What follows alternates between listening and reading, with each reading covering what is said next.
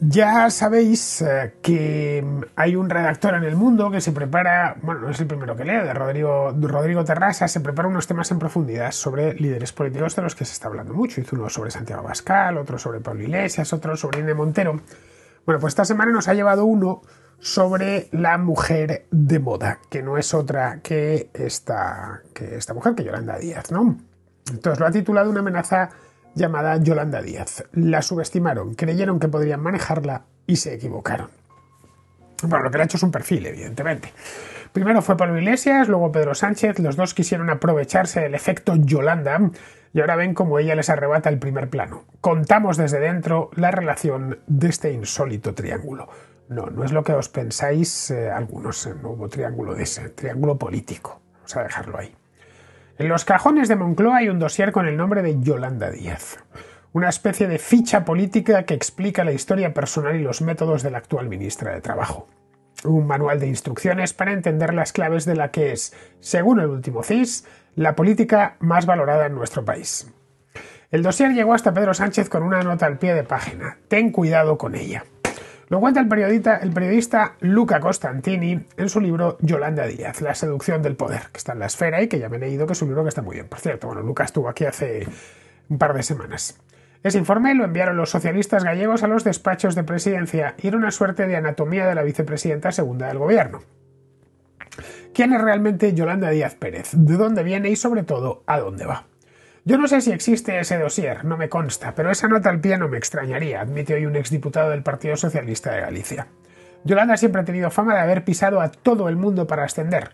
Quizás es más leyenda que otra cosa, pero la hemeroteca está llena de gente que se ha sentido traicionada por ella. De ese archivo de supuestas deslealtades se ha escrito mucho en los últimos tiempos para tratar de explicar la escalada política de Yolanda Díaz. De la traición a quien fuera alcalde de Ferrol entre 2007 y 2011, el socialista Vicente Irisarri, cuando la entonces dirigente de Izquierda Unida fue su mano derecha en el ayuntamiento. De la traición a José Manuel Beiras, histórico del BNG, cuando 2 años antes de Podemos montaron juntos aquello que se llamó Alternativa Galega de Esquerda. De la traición antes a Anxo Guerreiro en Esquerda Unida, cuando las siglas se partieron en Galicia. O de la traición después a Alberto Garzón, cuando Yolanda rompió su carne de Izquierda Unida para arrimarse ahora a Podemos. Antes de que existiera el pablismo, yo ya era pablista, presumía por aquel entonces Díaz. Busquen lo que dice hoy el pablismo de ella y encontrarán la última pieza del puzzle. Señalar a Yolanda como sucesora era una buena idea en la cabeza de Pablo, pero no en la práctica, apunta Juan Carlos Monedero, fundador de Podemos y una de las pocas voces que siempre se opuso al dedazo que coronó a Díaz. Yo nunca contrataría a Pablo como cazatalentos, a menudo es más ingenuo de lo que parece. La oficialización de su candidatura a la presidencia desde la plataforma Sumar, al margen de las directrices que aún hoy marca Pablo Iglesias, ha convertido a Yolanda Díaz en la última de esa inacabable lista de infieles que tachan cada tarde los más devotos del Partido Morado. Eso que dentro de la formación llaman el ejército norcoreano de Iglesias, que le hizo, por cierto, no os la enlaza, pero ya os la pasé por aquí por la contra en directo en su momento. Esos ataques vienen de 4 frikis y 4 bots diciendo gilipolleces en Twitter, pero no representan la realidad del país. Responden desde el entorno de la vicepresidenta. Hoy se llama traición a tener criterio propio y no aceptar esa visión egocentrista de los grandes liderazgos, que curiosamente casi siempre son masculinos. Quienes infravaloran a Yolanda es porque no la conocen. La encuesta publicada por El Mundo el pasado lunes pronostica que la irrupción de las nuevas siglas de Yolanda Díaz reduciría a Podemos a la mínima expresión. Pero ojo, también daría un buen bocado electoral al PSOE de Pedro Sánchez.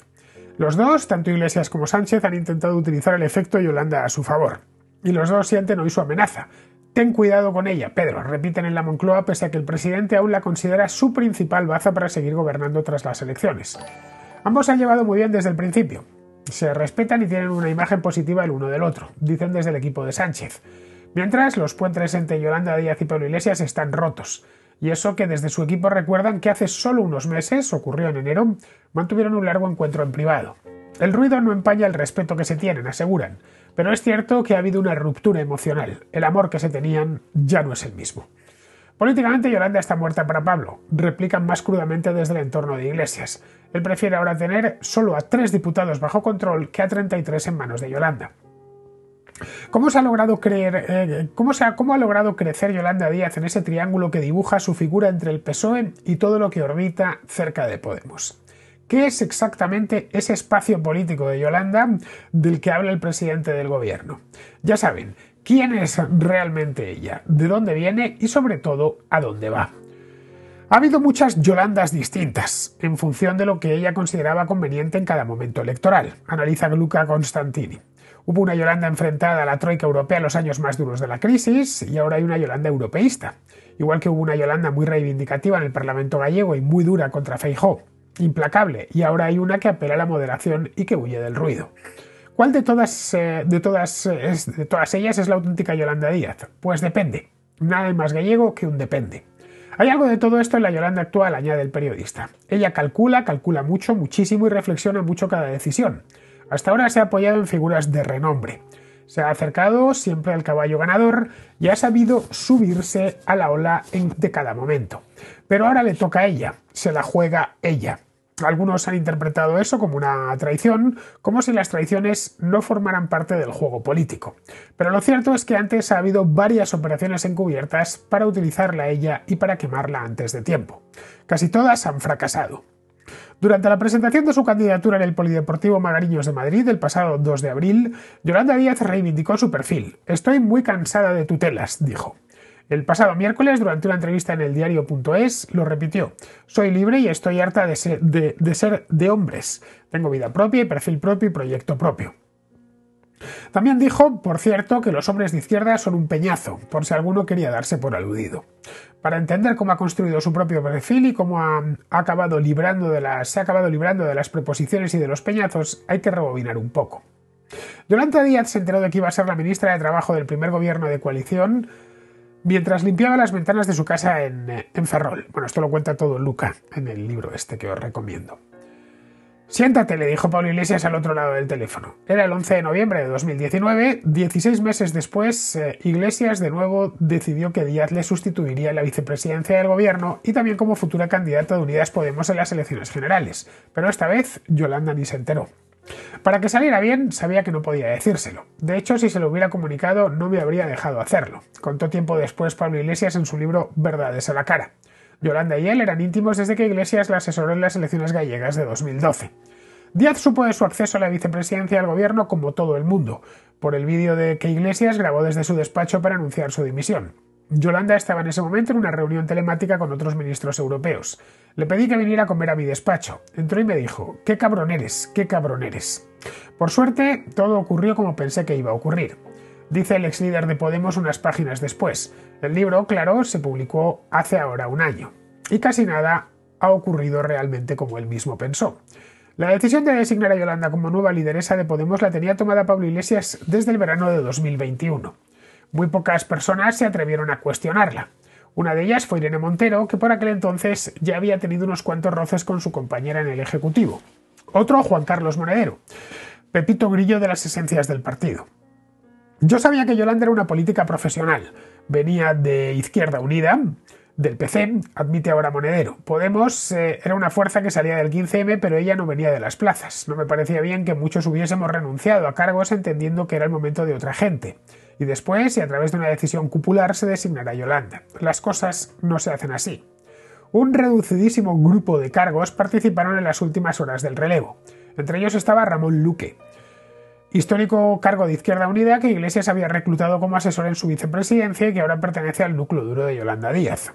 Bueno, cuando os digo que hay un montón de gente viviendo del momio este de la política, el tal Ramón Luque, ¿qué va a pasar si salen del gobierno? Porque estos están todos enchufados ahí y el Ramón Luque seguro que no gana mal. Fijaos la cantidad de bocas que tiene que dar de comer toda esta gente. Un montón. Entre ellas la de Ramón Luque, por supuesto. Bueno, pertenece al núcleo duro de Yolanda Díaz. Se hizo de forma precipitada porque el calendario electoral de Madrid forzaba, sin debate, sin consultar a las bases. No había tiempo. Fue una decisión personal como muchas de las que toma Pablo, pero todos lo vimos bien. Todos creíamos que Yolanda era la mejor opción. O casi todos. Juan Carlos Monedero adivinó siempre en Yolanda Díaz a una nueva Manuela Carmena, otra candidata que desafiaría los dictados de Iglesias. ¿Por qué la eligió entonces? Pablo entendió que ella era la que tenía mayor aceptación popular. Estaba reconocida dentro del gobierno, era mujer y ¿qué más? Y no era Irene Montero. Colocó a Yolanda Díaz porque era un cante meter directamente a Irene como vicepresidenta, comparte Constantini. Yolanda Díaz solo puso una condición antes de aceptar: tener manos libres para formar su propio equipo. Iglesias aceptó, acorralado por las urgencias y convencido de que Díaz no podría ir demasiado lejos sin una estructura de partido detrás. Recordemos que en 2019 ella había roto su carné de Izquierda Unida como prueba de lealtad al pablismo y conservaba el del PC, solo como reivindicación de su trayectoria. Pablo la subestimó y creyó que podría manejarla, asegura Costantini. Se equivocó. El mismo día de su nombramiento se abrió la primera grieta, alerta Ramón Luque. Pablo siempre vio a Yolanda una sucesión de Podemos, pero ella tuvo claro desde el minuto 1 que su misión era ensanchar el espacio. Esa distancia se fue acentuando conforme Podemos se instaló en clave resistencial. Cuando el país pedía abrir horizontes, Podemos se preocupó de preservar su organización. Cuando más quería Yolanda ampliar el espacio político, más blindaban ellos sus almenas y sus castillos. El Ramón Luque está chupueta, ¿eh? Al final va a resultar que está pagándose lo que... Está pagándose el sueldo, el sueldazo que le ponemos, ¿no? Sus almenas blindaban, sus almenas y sus castillos. Ramón Luque, las almenas no se blindan los coches y esas cosas, las ventanas, pero las almenas no, da igual que las blindes, es lo mismo, te la van a tirar igual con una catapulta. Pero bueno, vamos a dejarles, un poeta que está empezando. Sobre las intenciones reales de Pablo Iglesias, cuando señaló con su dedo a Yolanda, hay distintas opiniones en el entorno de Podemos. Están quienes creen que su confianza era real porque su amistad lo era, al menos hasta entonces. Pablo sabía perfectamente a quién nombraba, dicen, y están quienes creen que el ascenso de la ministra de Trabajo fue un regalo envenenado. Él creyó que Yolanda se comería el ciclo malo de Podemos mientras el partido reorganizaba su espacio y esperaba tiempos mejores haciendo un podcast, argumentaba el exdiputado Ramón Espinar hace unas semanas en estas mismas páginas. A Yolanda la sacaron a bailar cuando ni siquiera se había puesto los zapatos esperando que fuera ella la que se estrellase. La idea era esperar a una coyuntura favorable para que volviera Pablo o poner, ahora sí, a Irene Montero. El problema es que Yolanda Díaz no solo no aceptó tragarse el ciclo malo de Podemos, sino que apartó a Podemos del plato para cocinar una nueva receta. Y entonces se desató el pánico en Galapagar. «Respétanos, que te hemos hecho ministra y vicepresidenta», bramó Pablo Iglesias desde sus tertulias. Yolanda nunca ha sido de Podemos ni en los mejores momentos de Podemos, recuerda Luque. Ella tiene una visión más laica del aporte histórico del partido. Cargó con un muerto que nunca pidió y tenía claro que si encabezaba algo tenía que trascender lo que había sido Unidas Podemos. Apenas un año después de su dimisión, Pablo Iglesias admitió por primera vez que quizás se había equivocado al señalar a Díaz como su sucesora. Para entonces, la nueva vicepresidenta ya había tejido su propia red de alianzas a través de sus contactos en comisiones obreras, Izquierda Unida y el Partido Comunista. Su ministerio ya era más técnico y menos ideológico que el de Irene Montero, también menos ruidoso. Y para su equipo de trabajo había reclutado a políticos como Josep Vendrell, exdiputado de En Comú Podem, o Rodrigo Amírola, antiguo colaborador de Rejón, el enemigo en mayúsculas. Ha ido reagrupando a su alrededor a un conglomerado de siglas regionales, fuerzas que salieron de Podemos o que se alejaron de ellos como Compromiso a los Comunes, explica Costantini. Es un método muy inspirado en el rejonismo que ha seguido hasta crear un agujero negro dentro de Podemos. Ella aisló de facto y por la vía de los hechos a la cúpula morada. Ese aislamiento se visualizó como nunca en noviembre de 2021. El día 13, Yolanda Díaz lideró un acto en Valencia bajo el lema «Otras políticas», al que asistió rodeada de Mónica Oltra, Ada Colau, Mónica García y Fátima Hamet. Ni Irene Montero ni Ione Belarra fueron invitadas. Ese acto abrió la caja de los truenos en Podemos. Desde ese día, Yolanda ha cometido una serie de errores alimentados por una mala lectura de la coyuntura y vinculados a la gente con la que dialoga, analiza Monedero. Para que a ella le salgan bien sus planes, tiene que reducir Podemos a su mínima expresión, porque cuando estás articulando la nada, tienes que prometer cargos y puestos a todo el mundo, y eso solo es posible si la fuerza política más grande del espacio no tiene nada, no pide nada y no se le reconoce nada. Monedero insiste en que Podemos nació del 15M, de la impugnación al sistema, y que Díaz se equivoca si se enfrenta a quienes aún portan las esencias de aquella revuelta. Hay que ser firme, insiste.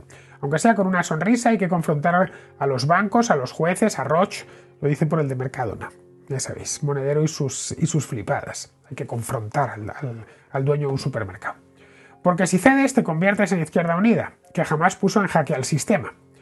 El riesgo de la izquierda no es la firmeza de Podemos. El riesgo es convertirte en Llamazares, en un mayordomo del PSOE, que es lo que son ahora mismo, por si no lo saben, o tener directamente la tentación de ocupar su espacio. Si Yolanda cree que puede sustituir a Pedro Sánchez, su cálculo es muy equivocado. Y aquí viene el tercer vértice del triángulo, Yolanda frente a Pedro. ¿Cuánto puede fiarse el presidente de su vicepresidenta? ¿Cuánto la necesita realmente? Bueno, podríamos decir cuánto se puede fiar Yolanda Díaz de Pedro Sánchez, porque aquí lo que tenemos son dos víboras dentro de una caja, no lo olvidemos. Es evidente que el PSOE está más cómodo con las formas de Yolanda que con las de Pablo. Comparten desde los despachos de la vicepresidenta. Para la memoria reciente del PSOE, Pablo solo ha sido un problema que tuvieron que tragarse. Fue el que les jodió y les abrió en canal. Pablo les abría el telediario cada día, Yolanda no. Y eso el PSOE lo agradece, aunque también sabe que Pablo ocupaba una parte muy concreta de la izquierda y que Yolanda les genera nuevos interrogantes. El problema para Sánchez es que Díaz no solo es la líder mejor valorada del país, sino que desde hace 2 años se le acerca mucho en todas las encuestas como la predilecta para gobernarlo. Ahora casi en un triple empate técnico con Feijóo. Yolanda no se presenta para repetir como vicepresidenta, se presenta para ser presidenta, repiten desde su equipo.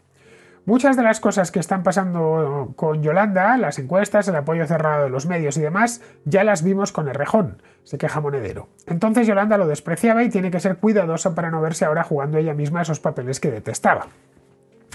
Lo cierto es que el PSOE y el propio Sánchez llevan meses haciendo equilibrios entre promocionar la candidatura de Yolanda Díaz para poder revalidar el gobierno de coalición y contener su impacto para evitar una sangría de votos de la que han alertado ya los varones del partido.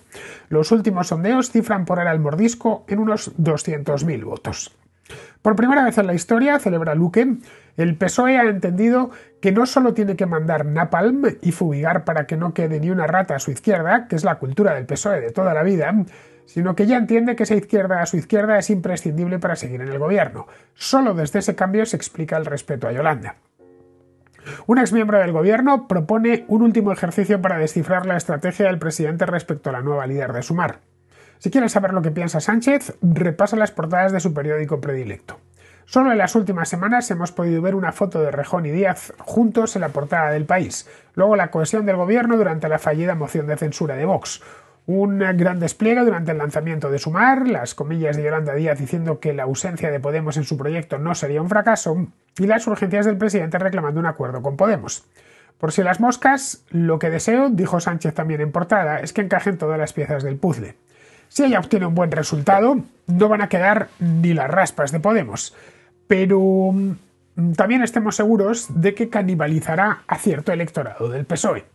Pronostica aquel diputado socialista que al principio de este reportaje alertaba desde Galicia de todos los peligros de su paisana. Recuerden que junto a las instrucciones del puzzle de Yolanda había solo una advertencia: ten cuidado con ella. Bueno, la historia, como veis, está muy bien hecha, muy bien construida, pues como todos estos perfiles largos que prepara Rodrigo Terrasa. La verdad es que aprovecho para felicitarle porque os los estoy leyendo todos. Los hace este chico, la verdad, bastante bien, se documenta, se informa y trata de hablar con los protagonistas.